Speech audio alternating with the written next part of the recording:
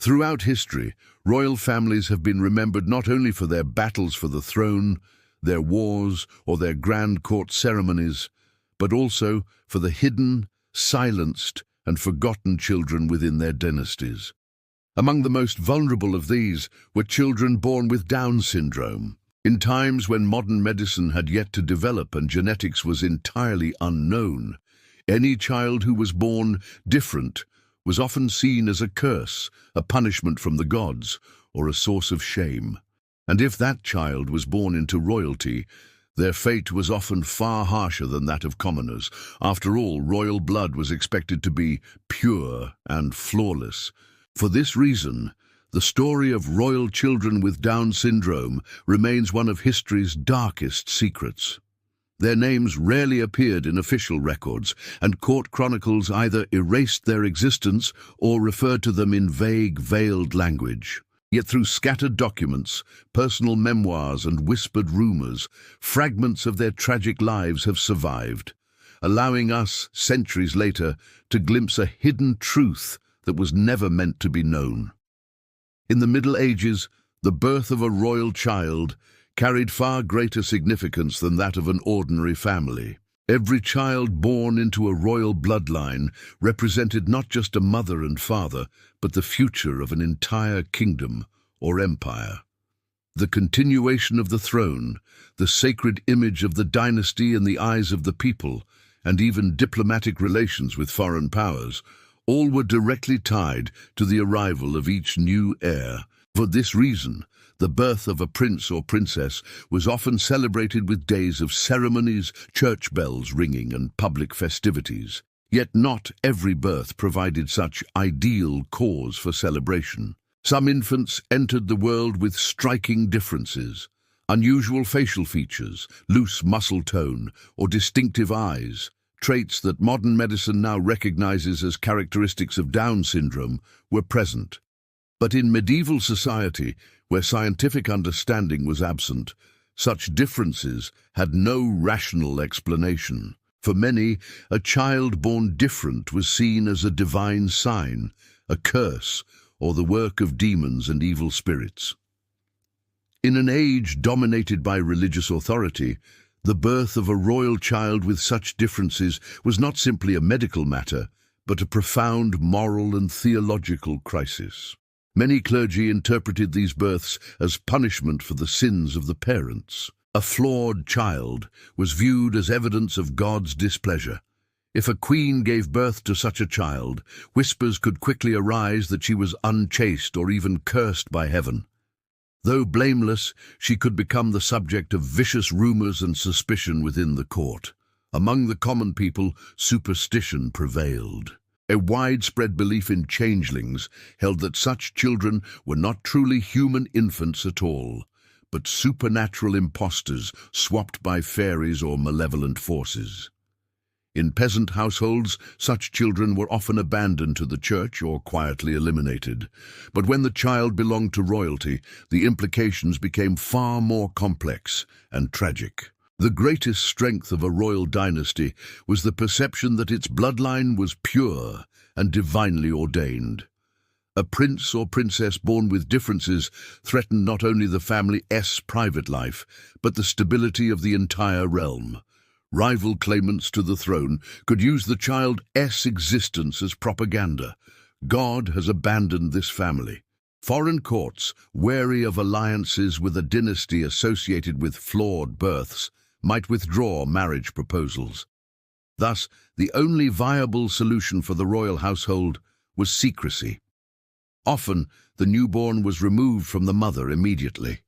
After the agony of childbirth, the queen might never hold her baby. Instead, she would be told that the child had died or that it required medical care elsewhere. Many queens lived the rest of their lives uncertain whether their child still lived. For them, this was an unspeakable grief. History books rarely reveal these tragedies, for they were deliberately erased from the record. Official documents were altered. Court chronicles, genealogies, and church registers either omitted the child altogether or marked them as having died shortly after birth. This deception misled both the kingdom's subjects and foreign powers. In some cases, the child was secretly raised within the palace under the care of a few trusted servants, but never shown to the public. More commonly, they were sent away to a distant monastery. Within monastery walls, such children were cut off entirely from the outside world. They lived and died in silence, stripped of identity and forgotten by their families. To the public, the narrative remained unchanged. The child was born but passed away soon after. Thus, royal children with Down syndrome embody one of history's deepest silences. They lived, they breathed, yet in the official narratives of kings and empires, they were treated as if they had never existed. Behind the stone walls of splendid palaces, these hidden lives became not only personal tragedies, but also stark reminders of society's cruelty toward those who were different. To fully understand the tragedy experienced by queens, one must examine the social structure and religious climate of the era. In the Middle Ages, a queen's primary duty was to ensure the continuation of the dynasty, specifically to give birth to healthy male heirs. This responsibility was not merely a family expectation. It was seen as directly tied to the survival of the state, the well-being of the people, and even the will of God. Consequently, a queen's fertility and the perfection of her children were not only personal matters, but deeply political and religious ones. As the time of childbirth approached, the entire court would be on edge. Palace physicians, midwives, priests, and high-ranking nobles would gather around the chamber where the birth was to take place, all eager to witness the outcome. A healthy male child would spark grand celebrations within the palace, with the people across the kingdom rejoicing for days. A daughter's birth would also be celebrated, though far more modestly. But if a child was born with Down syndrome or any noticeable difference, a chilling silence would descend over the court. For the Queen, this moment was an indescribable heartbreak. For months, she had been exalted as the mother of the future, prayed for by the public, and revered as a near-sacred figure within the palace. Yet, if the birth resulted in a child who differed from the ideal, all of this status could vanish instantly. Gazes would shift, whispers would begin. The woman who had been applauded and honored moments before would suddenly be subject to doubt, suspicion, and even disdain. The influence of the clergy was immense in such situations. Many priests interpreted children born with differences as the fruit of sin. Some claimed it was the mother's hidden fault, while others framed it as a divine warning directed at the royal family. These assertions instilled a profound sense of guilt in the Queen. Even though she bore no fault, her child was simply a natural variation of life. Yet the medieval mindset could not accept this reality. Queens endured two kinds of pain in these circumstances. The first was the natural anguish of motherhood. A mother longed to hold, nurture, and cherish her child, yet court protocol often tore the baby from her arms. The child might vanish immediately or be taken away under the pretense of being too ill to survive. Many queens only glimpsed their child for a few fleeting moments or never at all. This created an emptiness in their souls that lasted a lifetime. The second pain was social and political pressure. A queen who gave birth to a child who differed from expectations became vulnerable in the eyes of both the king and the court. The king desired a strong, perfect lineage, and any deviation could diminish her standing. Some monarchs used such situations as excuses to estrange their wives or to take new consorts. The queen could be isolated within palace intrigues, her enemies seizing upon her misfortune. Rumors compounded the suffering. Certain factions of the court might claim the child's differences reflected flaws in the queen's blood, even suggesting that she had secretly sinned. These whispers cornered the queen morally and politically.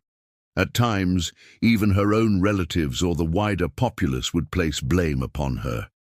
Imagine a woman who had lost her child, only to be further isolated by slander.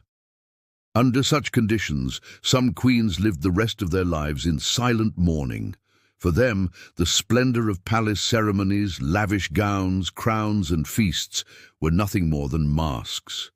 Beneath the grandeur, they bore an invisible wound. A few surviving letters and memoirs reveal this pain.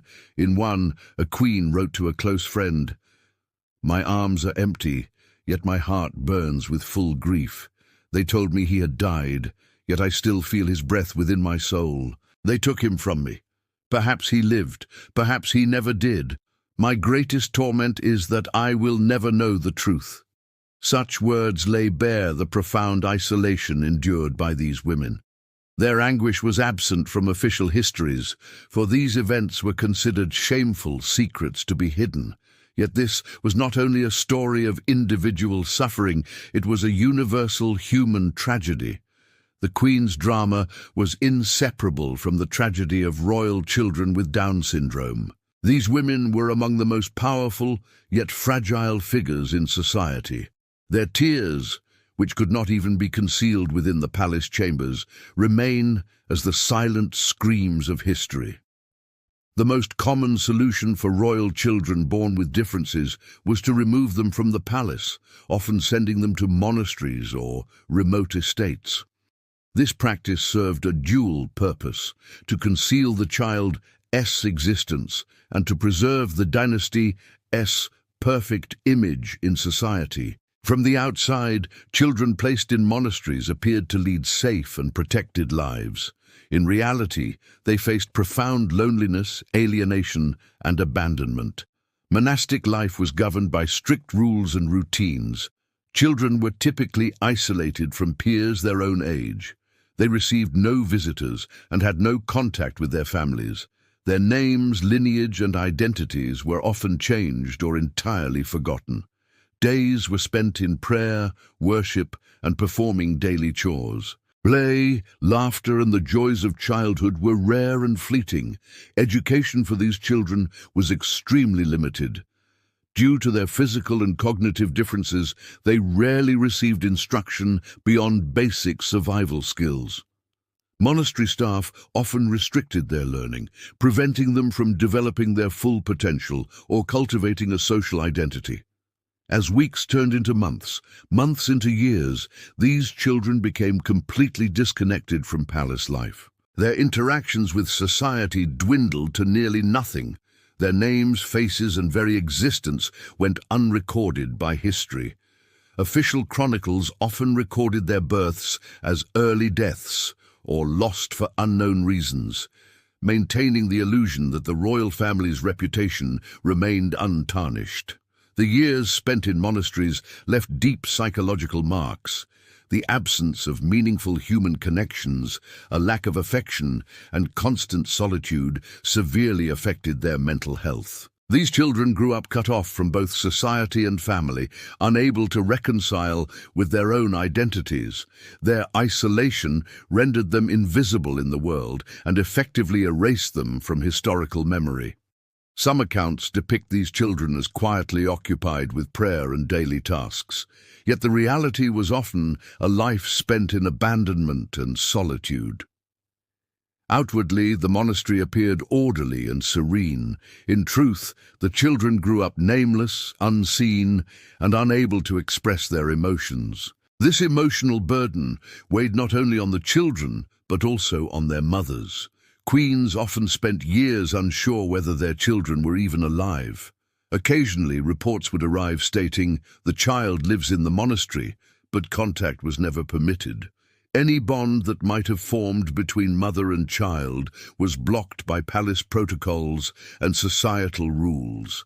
Ultimately, these children became the quietest victims of medieval courts. Ignored by society and history, absent from official records, they lived lives that were all but forgotten. They existed, breathed, and grew, but history barely acknowledged them. Their stories are not merely personal tragedies. They reveal the dark underside of royal grandeur, a reality woven with suffering and hidden dramas. Every monastery chamber, every silent corridor carries traces of their existence. Yet from the outside, there is only stone and silence. Their lives remain one of history's deepest and most invisible secrets, a story of lives erased in the name of dynastic splendor and societal order. Over the years, life for royal children confined to monasteries became a cycle of routine, silence, and constant supervision. Days passed in monotony, divided between designated hours of prayer and worship, and periods devoted to manual tasks and monastery duties. These children were deprived of play, friendship, and social interaction with peers. Most lived lives confined to themselves and the silent rules of the monastery. The rigidity of monastic life severely affected their individual development. Even physically healthy children experience profound deficits growing up in such isolated conditions. Social skills remained limited, self-confidence weakened, and opportunities to learn societal norms or forms of communication were scarce. While the daily routines provided a sense of security, they also imposed emotional and psychological boundaries. Some children attempted to overcome their isolation through imagination. Dreaming, creating stories, inventing games with stones, branches, or in the quiet corners of the monastery became their means of survival. They sometimes developed personal rituals and symbols that gave meaning to their lives.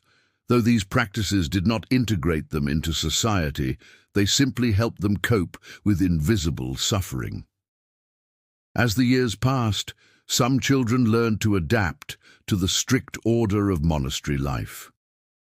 Prayer, work, and daily responsibilities became the center of their existence.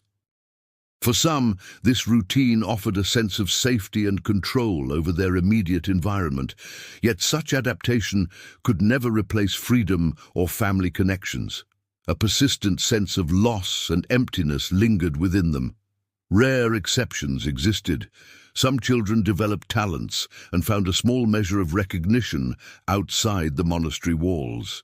A few engaged in art, embroidery, or music, discovering ways to express themselves within limited communities. These skills offered comfort and helped preserve their sense of identity. However, such abilities were primarily tools for survival and self-expression, not true integration into society. Some children attempted to escape the monastery as they grew older. These efforts reflected a desire for freedom and curiosity about the outside world.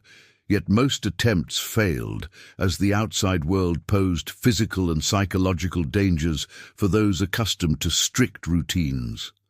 Guardians would recapture them, returning them to the monastery. These experiences offered fleeting moments of hope and independence, but ultimately reinforced isolation.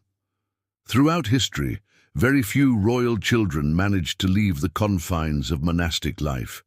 Some, through their talents, gained limited acceptance in small communities or among palace artists and craftsmen.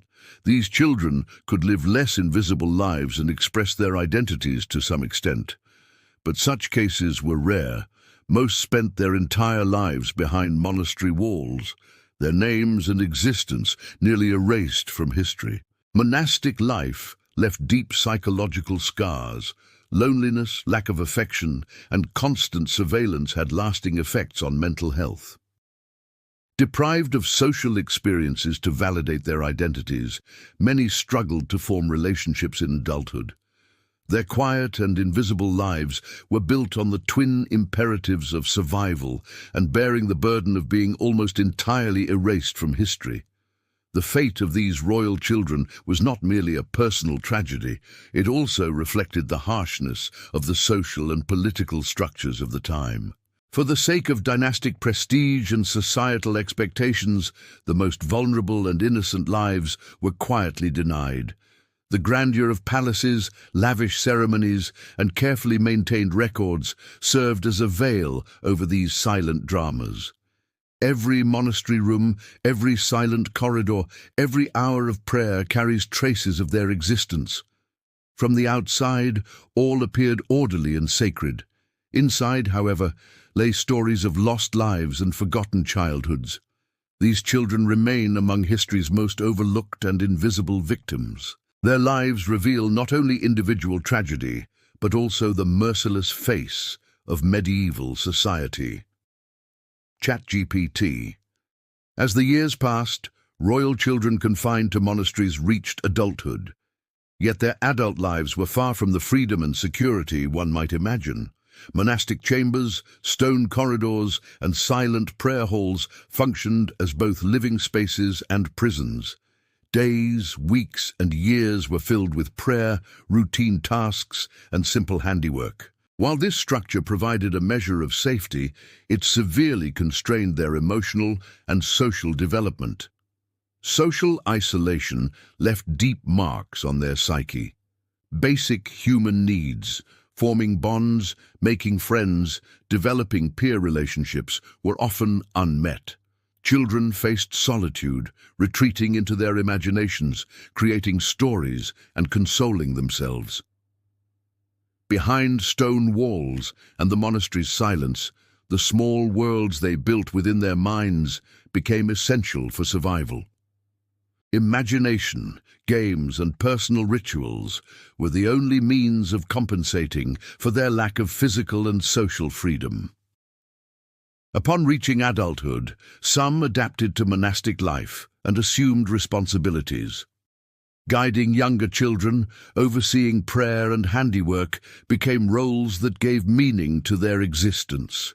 These duties served both as survival strategies and as a way to preserve a fragment of identity, a mechanism that allowed them to interact with others while reminding them of their own losses. Rare exceptions existed. A few adults developed talents and found limited acceptance outside the monastery. Engaging in art such as painting, music, or embroidery gave their invisible lives some significance. These skills helped soothe their spirits and preserve identity, yet they rarely enabled genuine integration into society. For the most part, they remained hidden, erased from historical records. Some attempted to escape the monastery in adulthood. These efforts reflected their longing for freedom and curiosity about the outside world. Most attempts failed. Guardians recaptured them and returned them to the monastery. These brief experiences of independence offered fleeting hope and a taste of liberty, but ultimately reinforced isolation. Such escapes, dramatic as they were, left few traces in history. Those who adapted to monastery life survived through quiet acceptance and routine. Prayer, work, and monastic duties became the center of their existence. This adaptation functioned as a mechanism of security and control, yet could not replace freedom, familial bonds, or meaningful interaction with society. A persistent sense of emptiness, loss, and longing remained within them. Throughout history, very few managed to live outside the monastery. A handful found ways to express themselves and gain limited recognition within small communities. Yet these were exceptions. The majority spent their entire lives within monastery walls. Their names, faces, and contributions often remained absent from official histories, leaving behind lives all but forgotten. The psychological impact of monastic life affected not only the children, but also their mothers. Queens frequently lived years uncertain whether their children were alive. The information they received was often limited or misleading.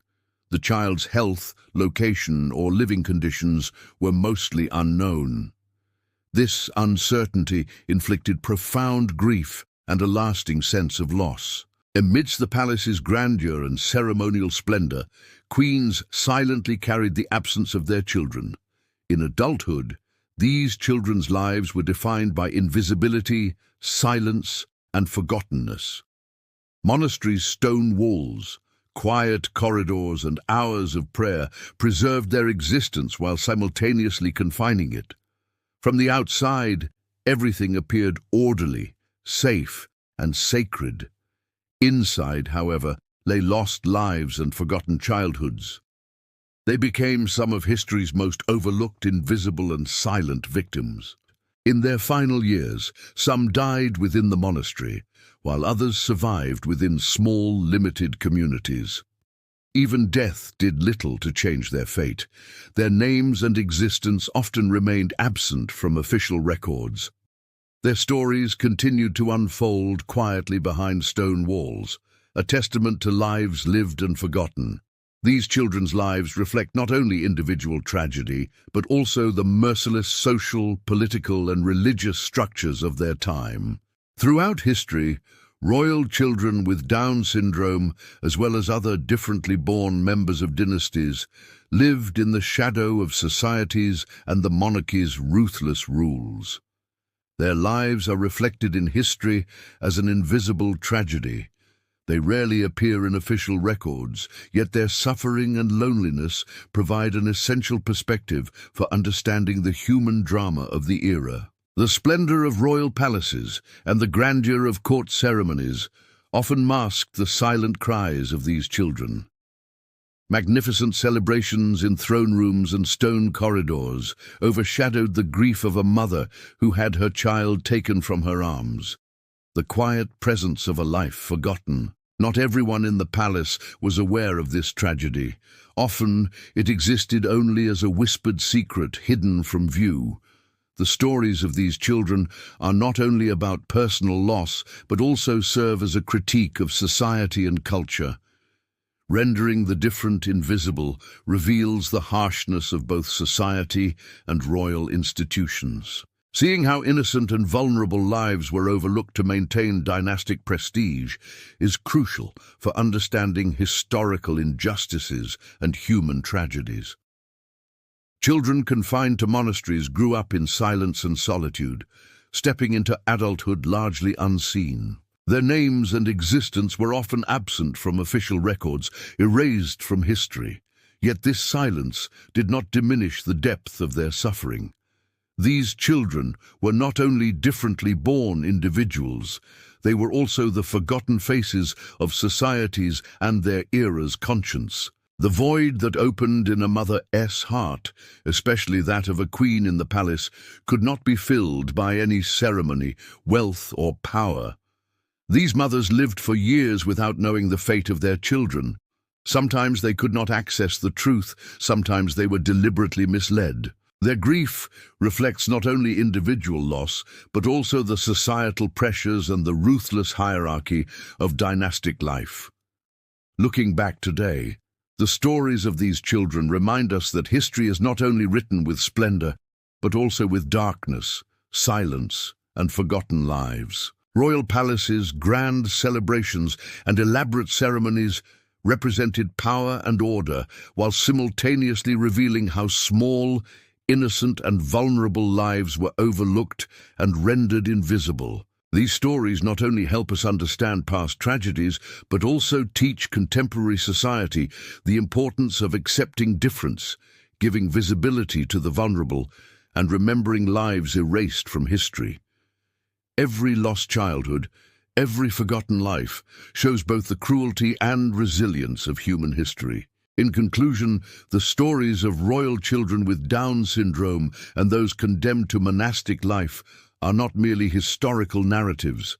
They carry a universal lesson.